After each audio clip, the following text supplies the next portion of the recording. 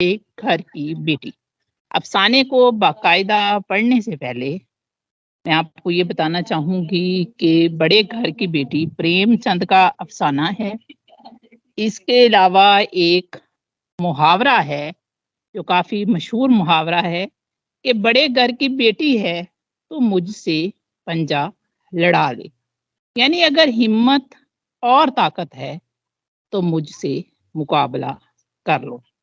بڑے گھر کی بیٹی خود نوشت ہے، آپ بیتی ہے، یعنی پروفیسر حبیب ضیاء کی خود نوشتی ہے، اور یہ ہیں ماہر تکنیات۔ انہوں نے اپنی خود نوشت بڑے گھر کی بیٹی کے نام سے لکھی جو 2006 میں منظر عام پر آئی۔ بڑے گھر کی بیٹی کا جو مرکزی کردار ہے وہ ایک عورت ہے جس کا نام ہے آنندی۔ آنندی ایک خاندانی عورت کا نام ہے، اور آنندی نام کا افسانہ بھی آپ لوگوں کو موجود ہے۔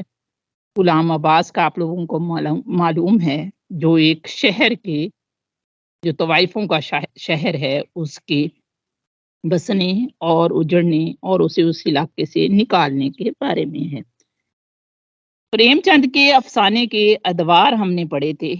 کوئی ایک بچہ مجھے وہ ادوار بتائے کہ کہاں سے کہاں تک ہے، کسی کو یاد ہے؟ کیونکہ ہم آج پریم چند کا تقریباً 7واں افسانہ پڑھ رہے ہیں، تو پریم چند کے ادوار آپ کو یاد ہونے چاہیے۔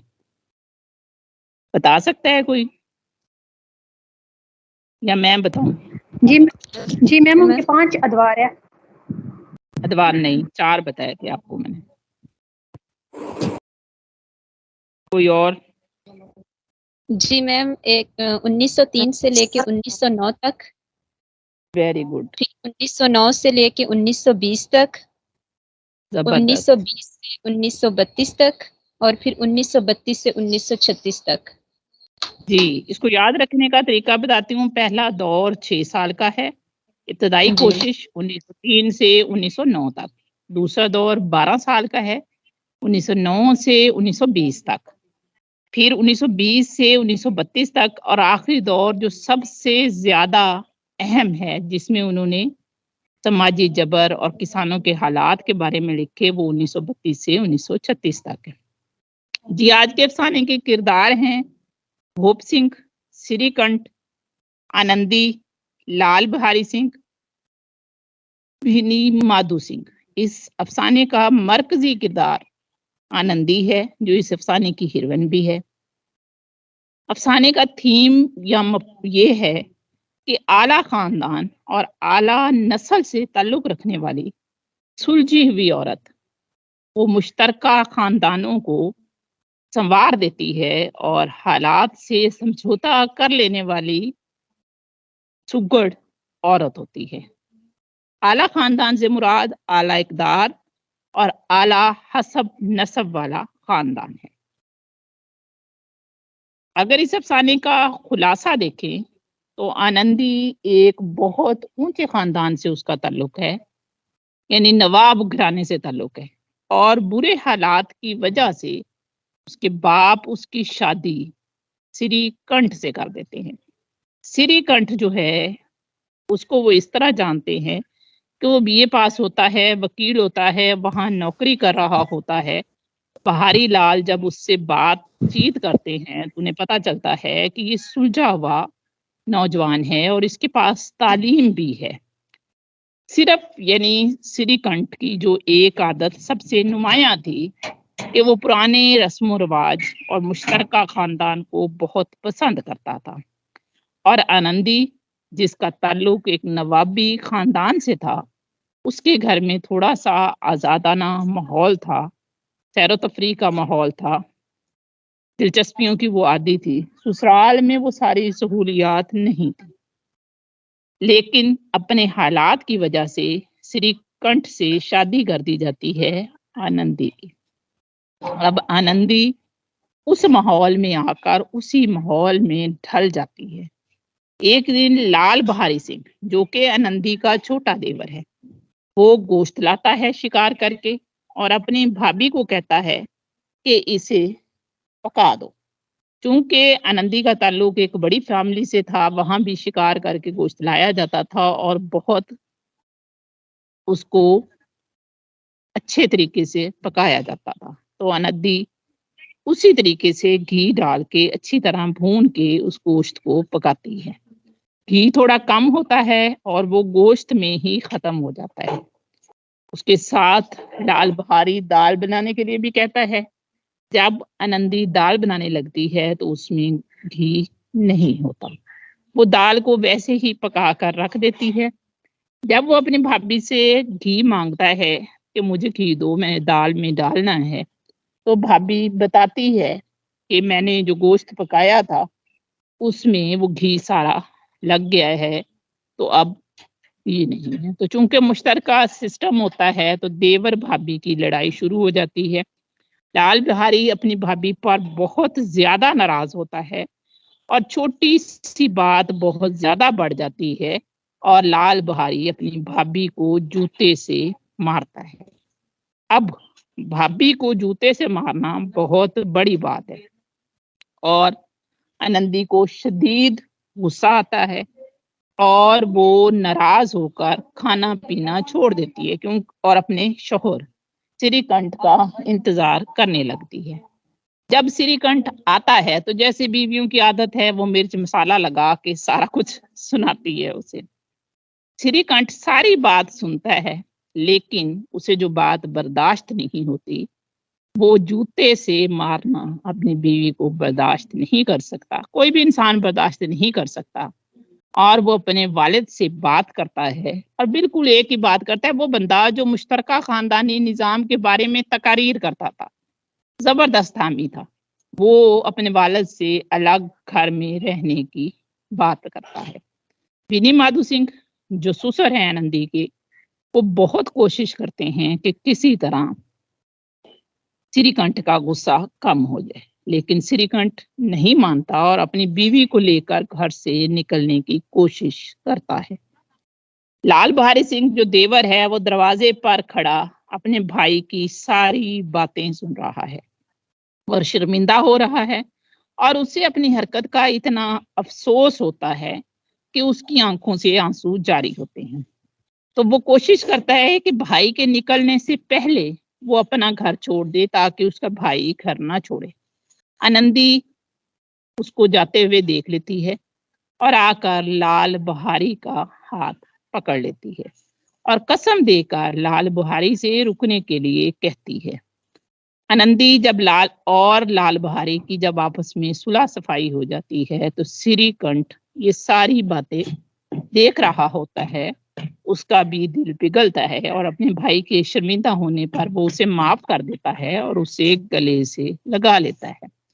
विनी माधु सिंह जो कि ससुर है, वो ये सारा नजारा देख रहा होता है और बहुत खुश होता है और कह उठता है कि बड़े घर की बेटियां ऐसी ही होती हैं जो बिगड़ता हुआ काम संभाल लेती हैं। यानी मुराद ये होती है कि खानदानी औरतें जो होती हैं वो घर बिगाड़ती नहीं, घरों को संवारती हैं।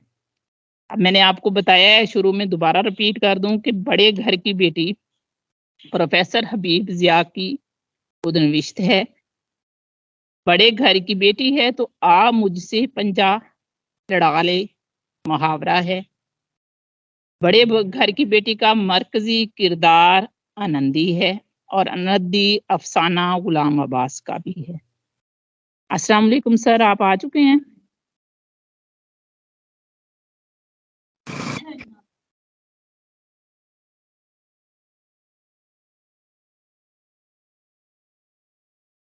सर आप मौजूद हैं?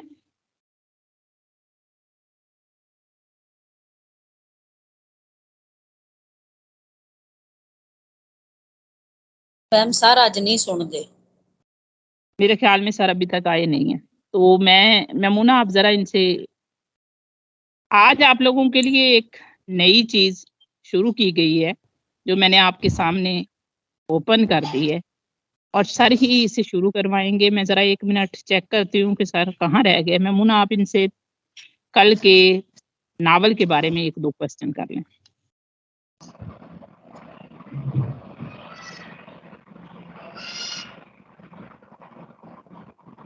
السلام علیکم میم. جی وعلیکم السلام. میم میں یہ جاننا چاہ رہی تھی، ابھی آپ نے بتایا ہے کہ یہ افسانہ جو ہے وہ کسی کی آپ بیتی خود نوشت ہے، آٹو بایوگرافی ہے. میم میں ان کا نام نہیں سمجھ پائی.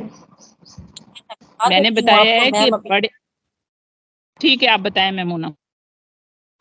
میں آپ کو بتا رہی ہوں کہ یہ جو ہم نے آج افسانہ پڑھا ہے یہ پریم چند کا افسانہ ہے، اور افسانہ شناسی کے سلسلے میں یہ ہمارا افسانہ ہے بڑے گھر کی بیٹی.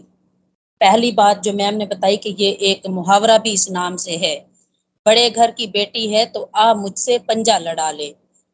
ٹھیک ہے، یہ ایک محاورہ ہے. اب یہ سن لیں کہ پروفیسر حبیب ضیاء کی خود نوشت بھی اسی نام سے ہے جو 2006 میں منظر عام پر آئی. آپ کو سنائی دے رہی ہے میری آواز، جس بہن نے یہ بات پوچھی تھی؟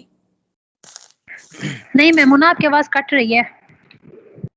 دوبارہ بتا رہی ہوں، پروفیسر حبیب ضیاء کی خود نوشت 2006 میں منظر عام پر آئی. جی حبیب ضیاء، پروفیسر حبیب ضیاء کے بارے میں آپ کو اگر تفصیل چاہیے تو وہ بھی میں بتا دیتی ہوں. ماہر دکنیات ہیں، محقق ہیں، مزاح نگار ہیں. میم میں 2 جامعہ منٹ عثمان اسپیک کر رہی ہوں.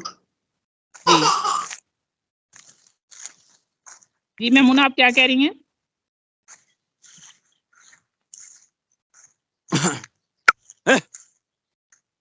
اور انہوں نے تحقیقی مقالہ لکھا تھا دکنی ادب کے فوائد. جی آج کی ناول کا باقاعدہ آغاز کرتے ہیں. میمونہ آپ ذرا مائک دیکھتی رہیے، اگر کسی کا آن ہو تو اسے آف کر دیجیے گا. جی یہ ان نون یوزر کے نام سے کیا کہنا چاہ رہی ہیں؟ آپ اپنا مائک آن کریں اور پھر ہم شروع کرتے ہیں آگے.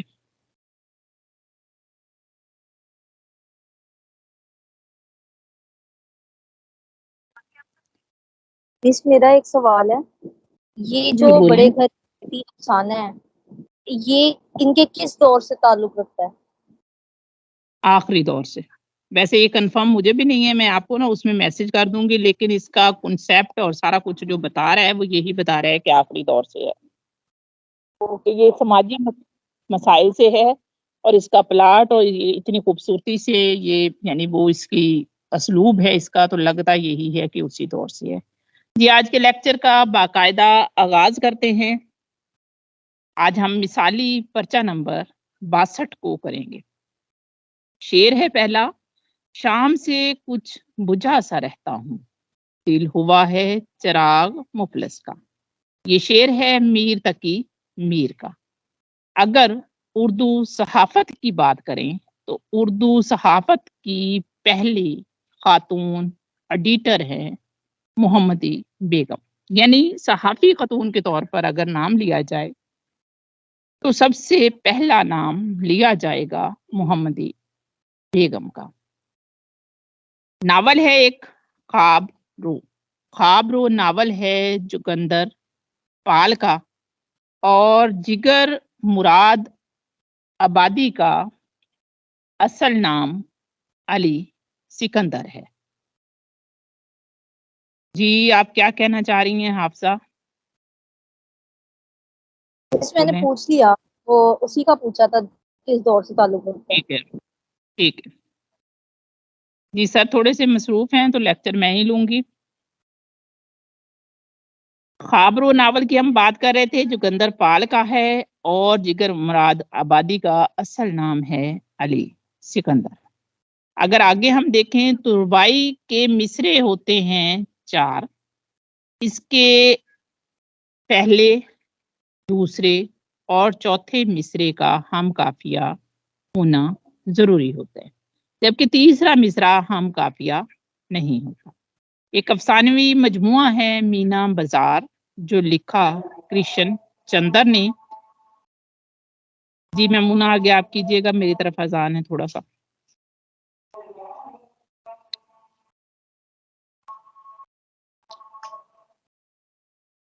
میمونہ موجود ہیں آپ؟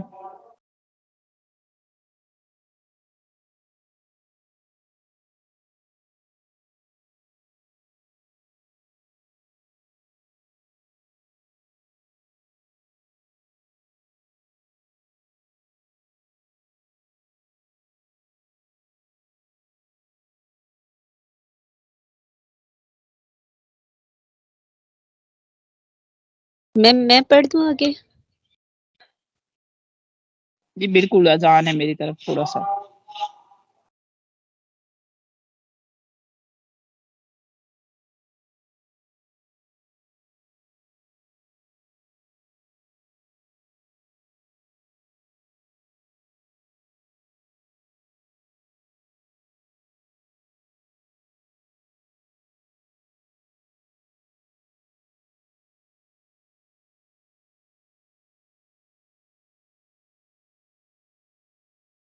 میں پڑھ دوں.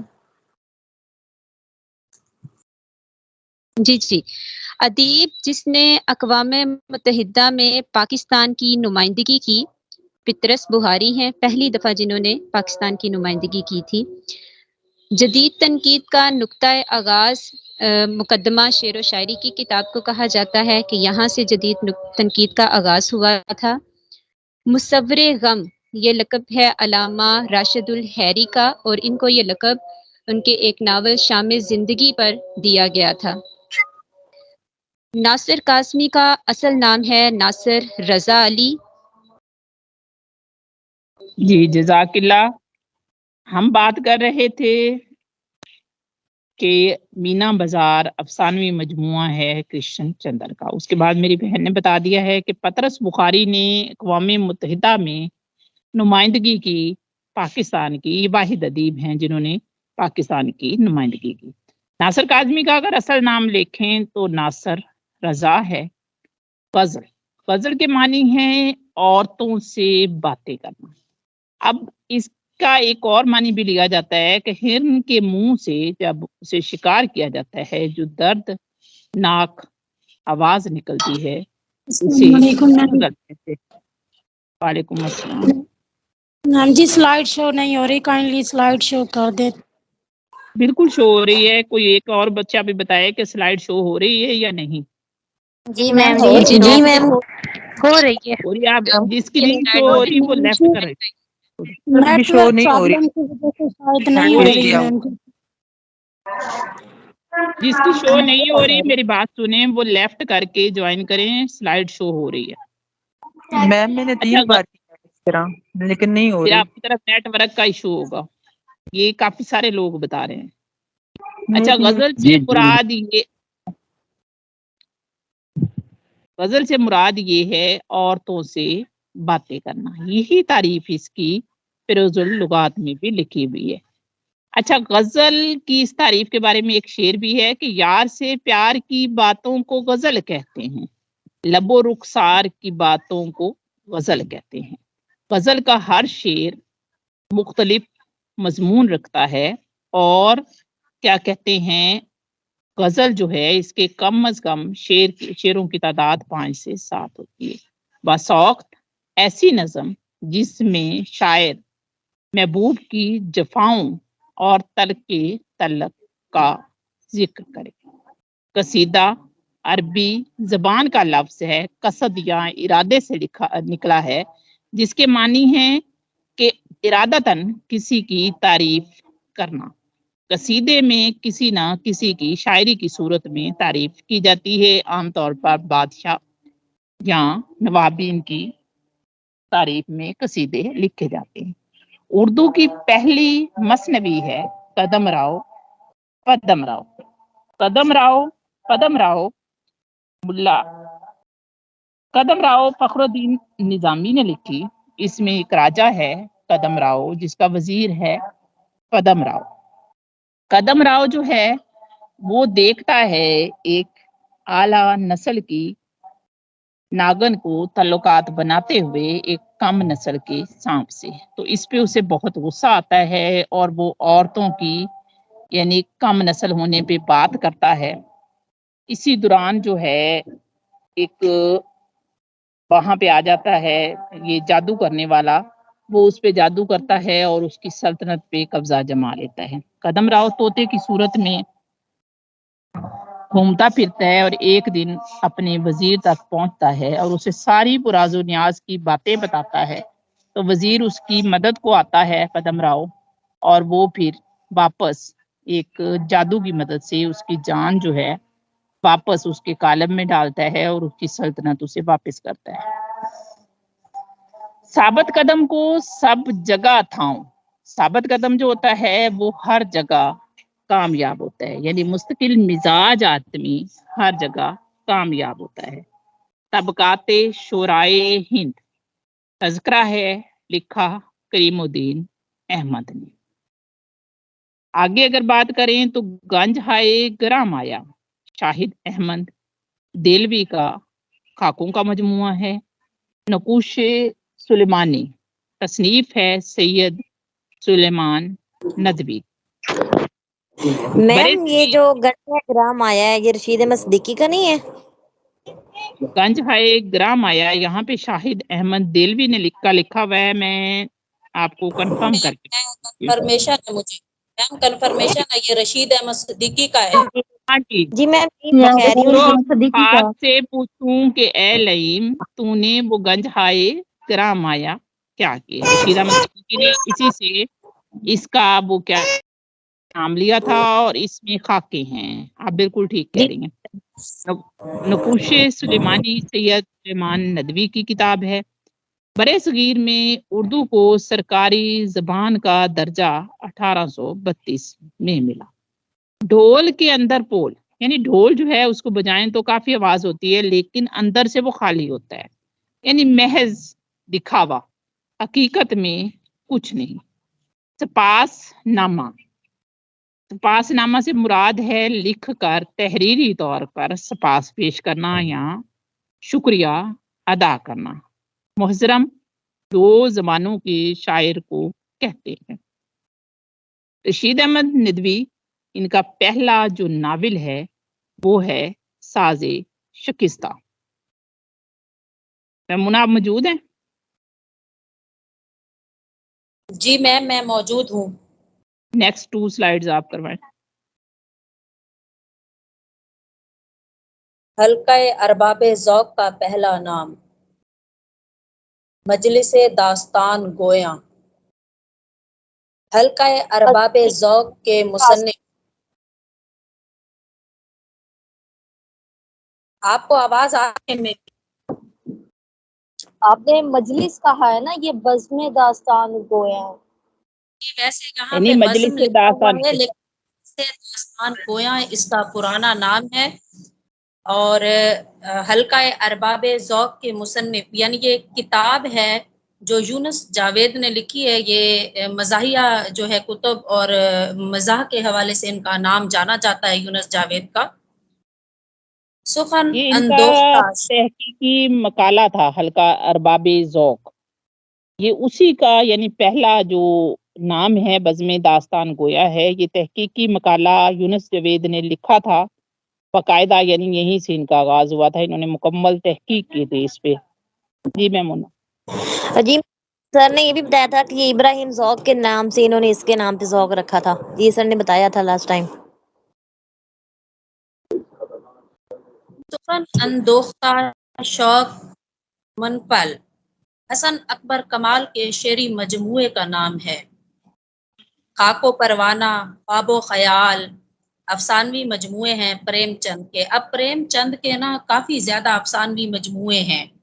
इनके कोई करीबन 25 के करीब अफसानवी मजमूए हैं शायद, और इनमें खाको परवाना भी है, ख्वाबो ख्याल भी है, इसी तरह प्रेम 25 अव्वल है, प्रेम 25 दोम है, प्रेम 32 है। मतलब ये 25 से मुराद इसमें 25-25 अफसाने होंगे, और जो 32 है उसमें 32 अफसाने हैं। और पहला जो उनका अफसानवी मजमुआ था वो सोज़े वतन था, उसमें 5 अफसाने थे जो कि ज़ब्त कर लिया गया था।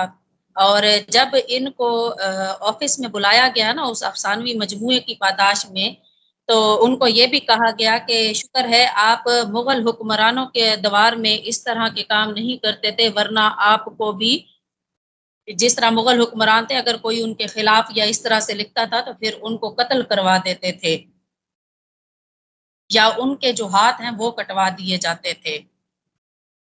तो ये थोड़ा सा प्रेमचंद के हवाले से था। अगली स्लाइड देखते हैं। जी, सोज़े वतन अंग्रेज सरकार के हाथों नजर आतिश करवा दिया था। इन्होंने इनके तमाम तर जितने भी मतलब जो इशात हुई थी सोज़े वतन की, وہ تمام تر جو ہے منگوا لی تھی اور اس کو نا جلا دیا گیا تھا، ختم کر دیا گیا تھا۔ پریم چند کا جو پہلا افسانوی مجموعہ تھا۔ اودھ اخبار کے پہلے ایڈیٹر منشی غلام محمد خان، اودھ اخبار کے مالک منشی نول کشور، یہ ہندوستان کا جو پریس تھا نا پہلا، وہ تو جو مولانا محمد حسین آزاد ہے ان کے جو والد تھے انہوں نے لگایا تھا نا ہندوستان کا پہلا پریس۔ تو اس کے بعد ان کا نام بھی پریس کے حوالے سے، کتابیں چھاپنے کے حوالے سے بہت زیادہ اہم ہے۔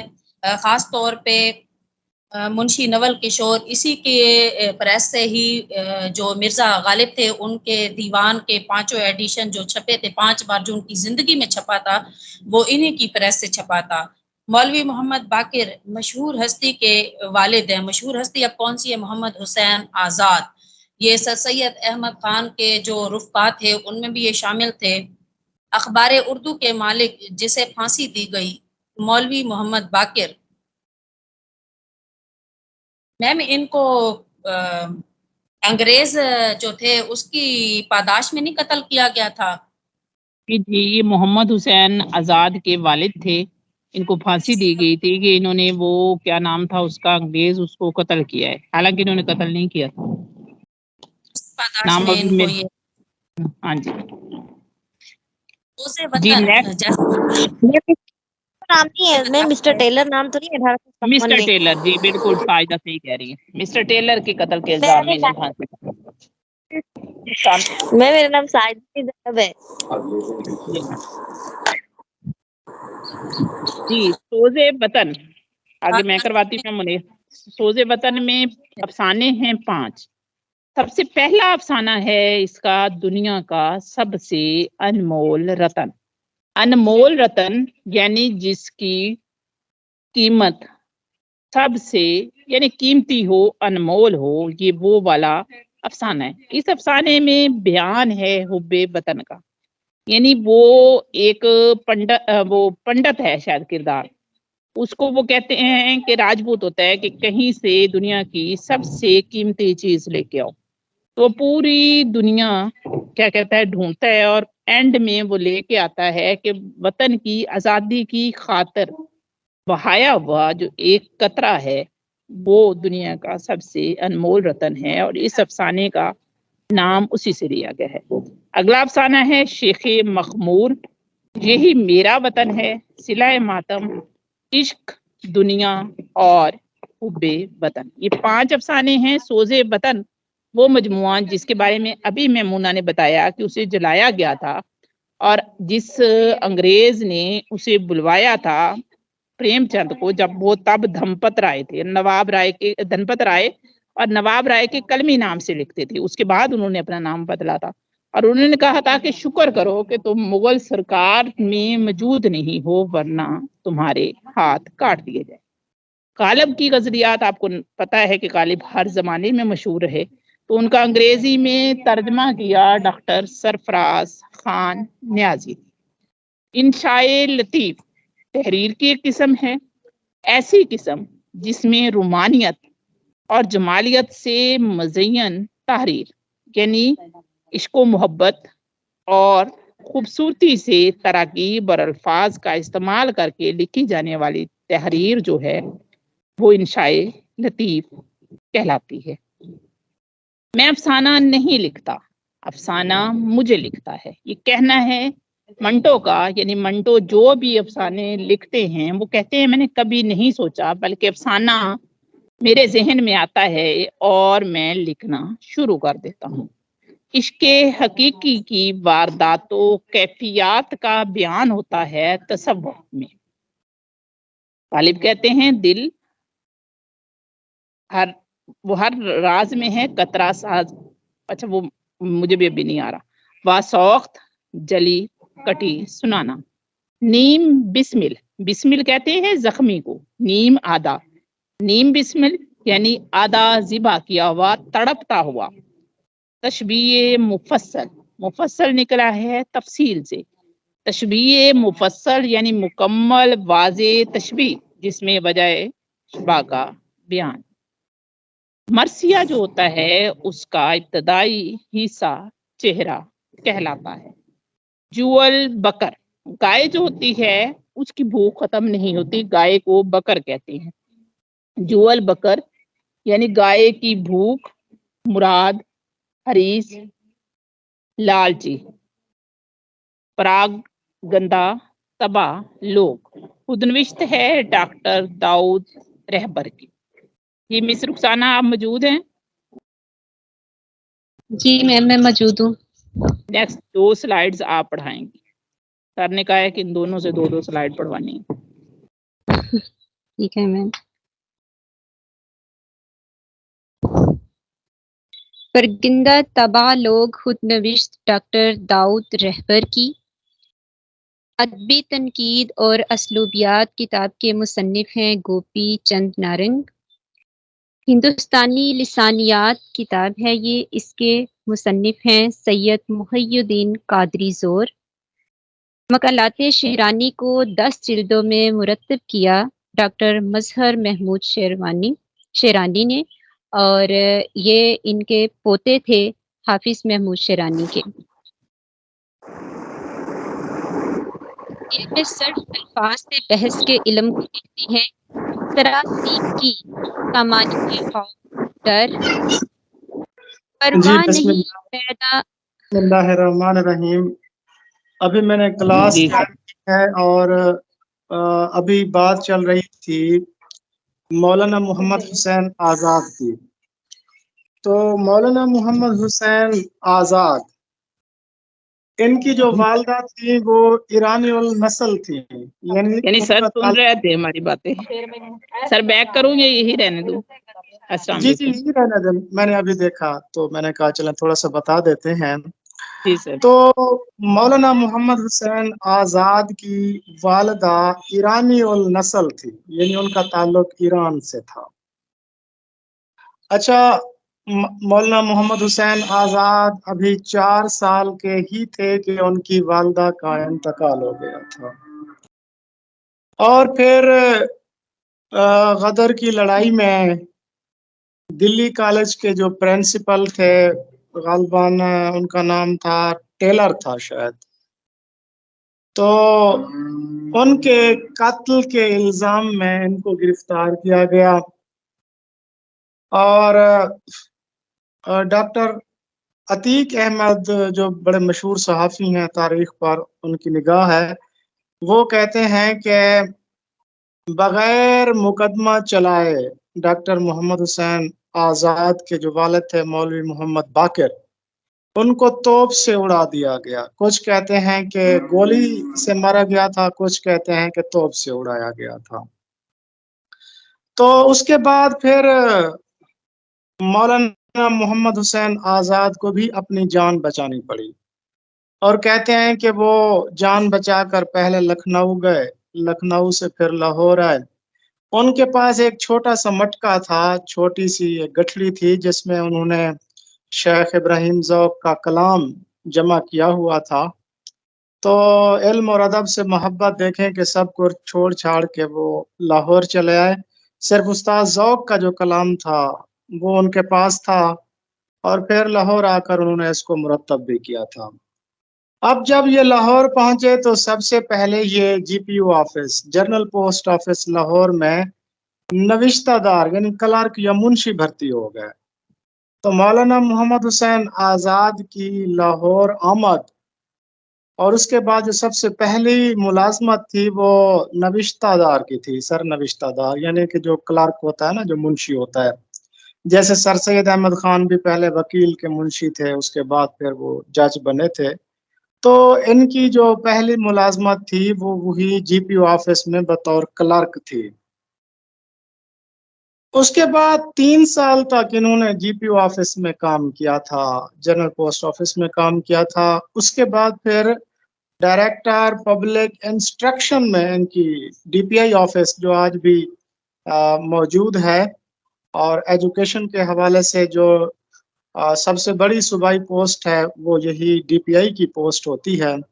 تو یہ ڈی پی آئی آفس میں ملازم ہو گئے.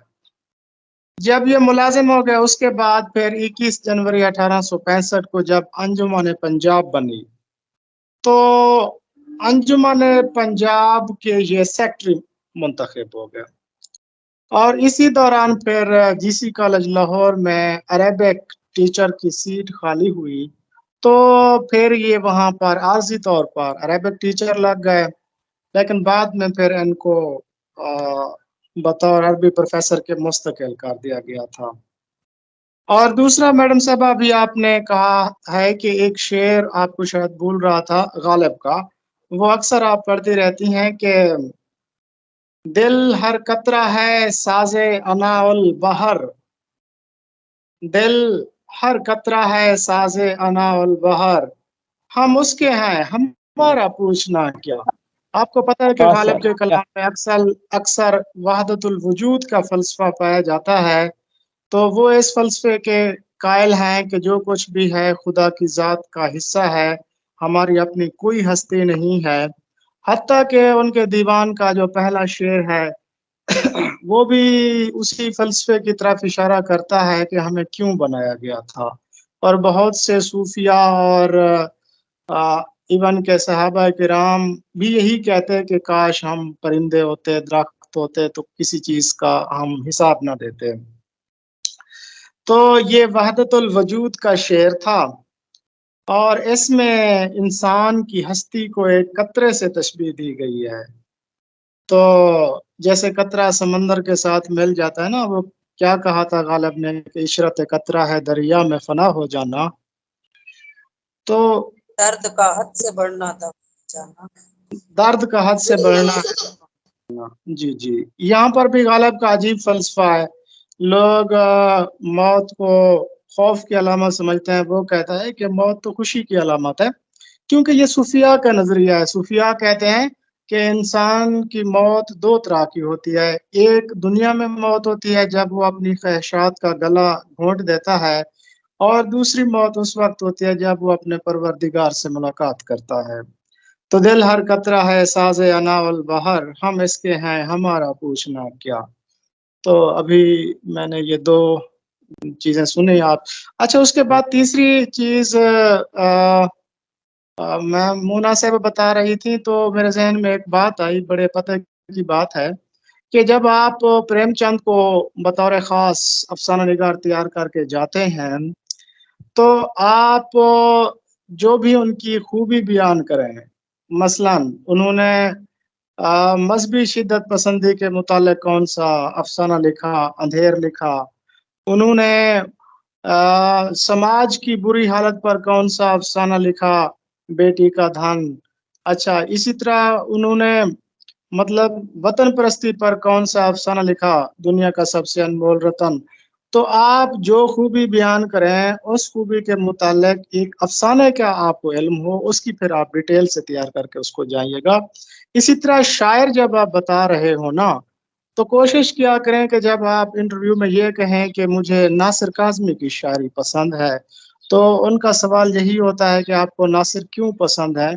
तो इसका जवाब नासिर में देने की बजाय नासिर का एक खूबसूरत शेर पहले पढ़ दें और उसके बाद उसमें से वो ख़ास मौजू तलाश करके बताएं कि जो अदब और फ़न की मेराज हो।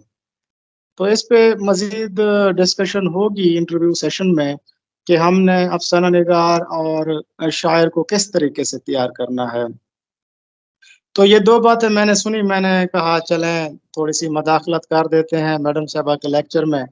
तबीयत ज़रा नासाज थी, तो उसके बाद फिर इंशाअल्लाह कल से बाकायदा क्लास भी लेंगे। तो जी मैडम साहबा थोड़ा सा पढ़ा दें हमको। सर आपसे एक सवाल जी जी जी कर लूं सवाल? जी जी कीजिए। मैंने ये पूछा कि गालिब वहदतुल शुहूर के कायल थे या वहदतुल वजूद के? असली शाहिदों में एक है जाहिद के साथ जी मिर्जा गालिब वहदतुल वजूद के वजूदी तो वजूद के मजीद आप मैम नगीना से बता देंगे। وہ گالا کیڑا دین دیا ایک عمر مینوں آ دیا ہے کہ مینوں کی پتہ ہے کہ فلم دے جی رخسانہ آپ اپنی سلائیڈ پوری کریں، پھر وحدت الوجود پہ بات کرتے ہیں۔ جی میم۔ پرواہ نہیں پیدا کہاں ہے ایسے پراگندہ تباہ لوگ، افسوس تم کو میر کی صحبت نہیں رہی۔ میر تقی میر کا یہ شعر ہے۔ پراگندہ تباہ معنی ہے اس کے پریشان حال۔ بیت حرام سختنی نہ فروختنی، ایسا شخص جس کا احترام تو بہت ہو مگر وہ کسی کام کا نہ ہو۔ خط و کتابت کا درست املا ہے خط کتابت۔ جی میم یہ کسی کا مائک آن ہے، بڑا شور آ رہا ہے۔ میں چیک کرتی ہوں، آپ کریں جی کنٹینیو۔ جی اردو کی ادبی تاریخیں یہ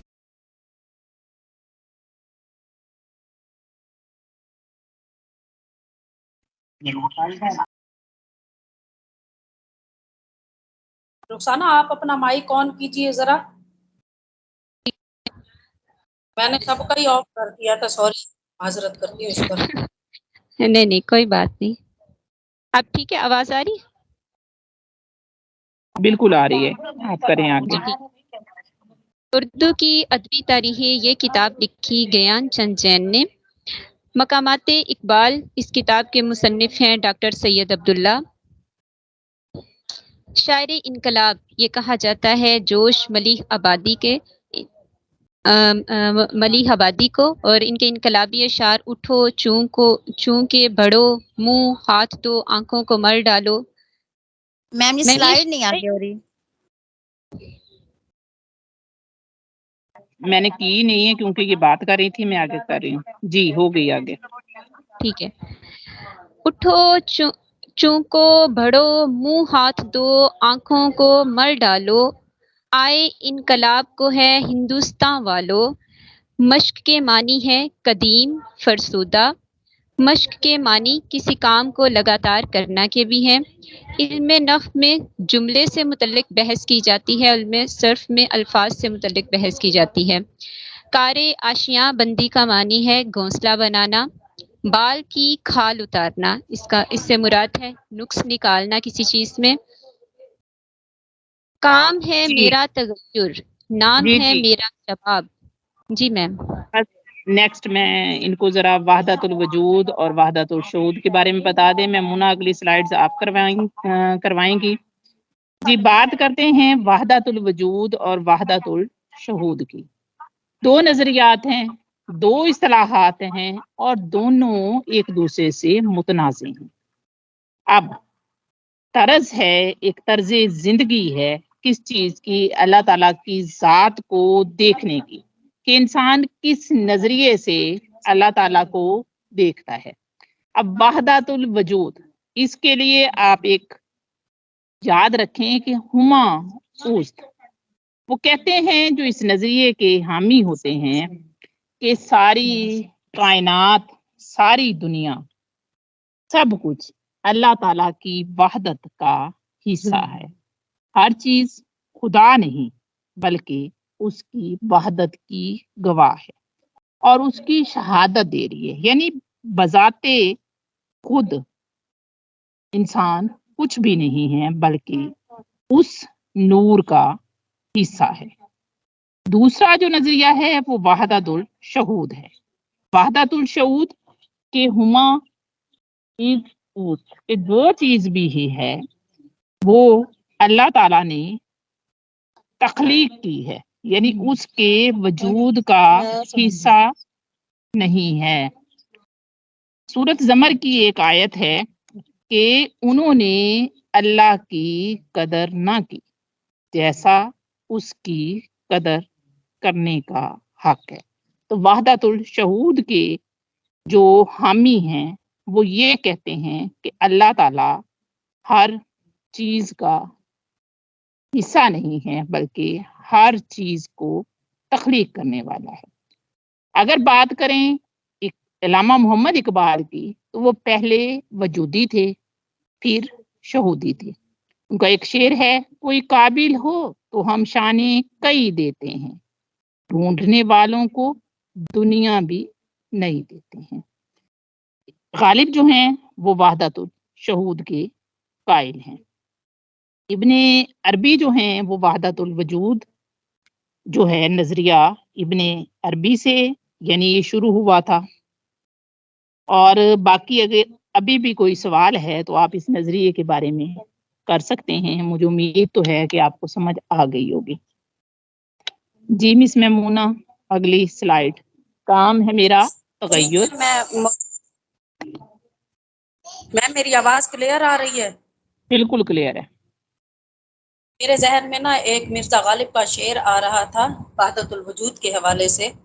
وہ کہتے ہیں کہ اصل شہود و شاہد و مشہود ایک ہے راہ پھر مشاہدہ ہے کس حساب سے. ہر چیز کی اصل جو ہے وہ ایک ہی ہے. جو یہ ان کا شعر ہے یہ مجھے تو وحدت الوجود کی عکاسی کرتا ہوا نظر آتا ہے.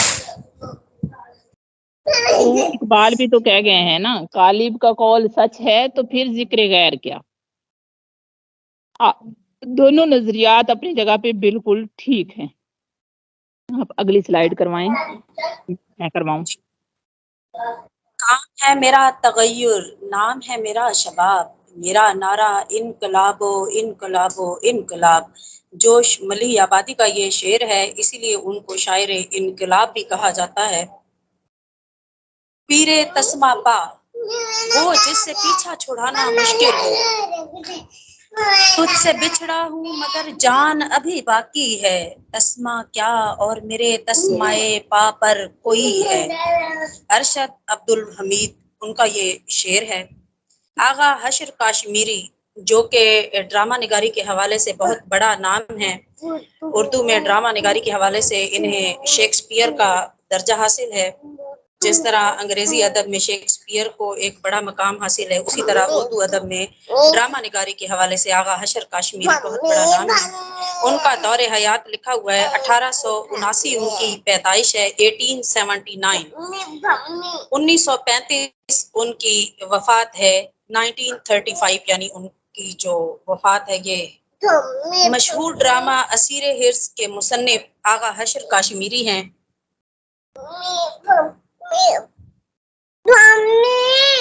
مکان فانی مکی آنی ازل تیرا ابد تیرا، خدا کا آخری پیغام ہے تو، جاویداں تو ہے. اقبال اس میں سنت تضاد ہے، ازل اور ابد. اس حوالے سے الٹی گنگا بہانا، رواج کے خلاف کام کرنا، الٹا چور کوتوال کو ڈانٹے. ایک تو قصور بھی اپنا ہو اور پھر بندہ قصور بتانے والے کو ہی ڈانٹ دے، یعنی اپنی غلطی نہ ماننا اور اگلے کو جو ہے ڈانٹ ڈپٹ کر دینا. غلط جملہ، یہ واقعہ کب پیش آیا. اب واقعہ یہ املا کی جو ہے وہ غلطی ہے، واقعہ غلط لکھا ہوا ہے.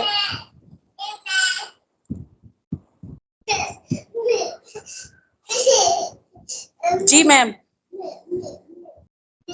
آگے میں کرواتی ہوں، آپ کے بچے تنگ کر رہے ہیں تو آگے میں کرواتی ہوں.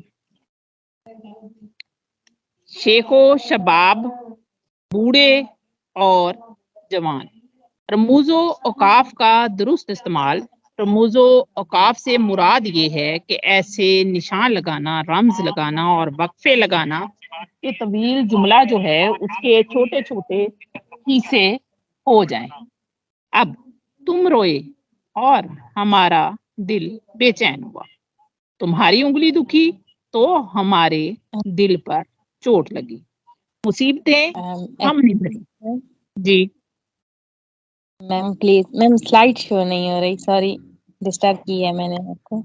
سلائیڈ جس ٹائم شو نہیں ہوئی اسی ٹائم میں مونا بتائیں گی اور رخسانہ بھی بتائیں گی. رخسانہ سلائیڈ شو ہو رہی ہے؟ جی میم بالکل سلائڈ شاید ان کی طرف انٹرنیٹ کا ایشو ہے. جی نہیں ابھی ہوئی ہے، ابھی جب میم نے کہا اس ٹائم ہوئی ہے. یہ نا بعض اوقات نیٹ ورک کی وجہ سے بھی ہو جاتا ہے تو تھوڑا سا رک جایا کریں. ہمارے دل پر چوٹ لگی، مصیبتیں ہم نے بھری، तकलीफें हमने उठाई। आप देख लें कि रमूज़ो काफ के दुरुस्त इस्तेमाल से तवील जो जुमले हैं उनको छोटे छोटे हिस्सों में तकसीम किया गया है। आगे अगर बात करें तो जनरल नॉलेज है। कैपिटल ऑफ एरिट्रिया असमारा है इसका। हिंदुस्तान में कांग्रेस की बुनियाद रखी सर A.O. हयूम ने। इनका पेशा था सिविल सर्वेंट। रॉबिन विलियम वजह शोहरत है इनकी, ये कॉमेडियन है, मिजाह परफॉर्म करते हैं ड्रामों में। सार्क के कुल मेंबर हैं 8, पहले 7 थे अब 8 हो गए हैं। कागज लकड़ी से बनता है। ग्रेट बेयर रीफ ऑस्ट्रेलिया में पाए जाते हैं। मशहूर ड्रामा तालीमे बालगां लिखा है ख्वाजा मोइनुद्दीन ने। असारुल सनादीद किताब है सर सैयद अहमद खान की, जिसके बारे में सर काफी बता चुके हैं। जितने करीब उतने रकीब। घोड़े बांध कर सोना, बेफिक्री से सोना। तकसीम के वक्त वाइसराय था लॉर्ड माउंटबेटन। पाकिस्तान का कौमी खेल है हॉकी। जी टाइम भी खत्म